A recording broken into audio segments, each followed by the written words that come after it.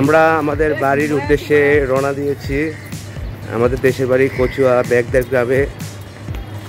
তো এখন আমরা একটা হোটেলে যাব, একটা বাস স্ট্যান্ড এলাকায়, সেখানে কিছু খাবো, তারপর আমরা বাস যোগে আমরা রওনা দেব।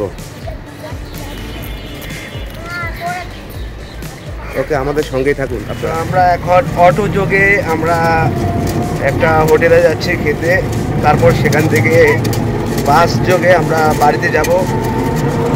এখানে দেখছেন অনল আছে, পিউ এবং রুদ্র। যে এই রোডটা, এটা হচ্ছে মিশন রোড। এই যে একটা কুকুর দেখতে পাচ্ছেন। তো চেষ্টা করব যে আজকে সারাদিনের যে ভিডিওগুলো করবো এটা ব্লগ আকারে তুলে ধরার। অবশ্যই আপনারা আমার চ্যানেলটি সাবস্ক্রাইব করবেন। এই আপনারা দেখতে পাচ্ছেন যে এই যে চাঁদপুরের রামকৃষ্ণ আশ্রম, এবং এটা মিশনদের একটা বিশাল একটা এরিয়া। এটা একটু দেয়া ফুট করলে দেখা যাচ্ছে না। অবশ্যই আপনারা আমাদের সঙ্গে থাকুন। সকালবেলা রোড খুব ফাঁকা, এই জন্য অটোওয়ালা খুব স্পিডে গাড়িটা চালাচ্ছে, ভিডিও করতে খুব অসুবিধা হচ্ছে। তার সামনে আমাদের একটা টেবিলে আমরা এখানে নাস্তা করবো, সকালের নাস্তা। তো আশা রাখি আপনারা সম্পূর্ণ ব্লগটা দেখতে পাবেন। অবশ্যই আমার চ্যানেলটা সাবস্ক্রাইব করবেন।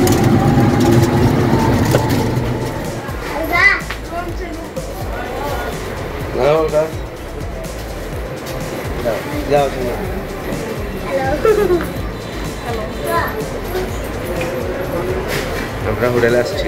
আমরা এখন আসছি চাঁদপুরের রেস্টুরেন্ট ক্যাফে ঝিল।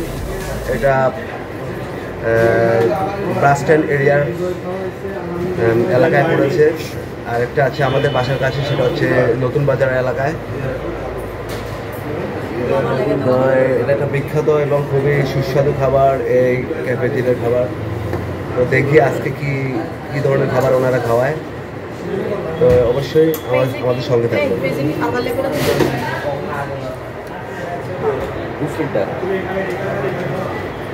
এই যে আপনারা দেখতে পাচ্ছেন, পিউ কিছু বলবা, বলো।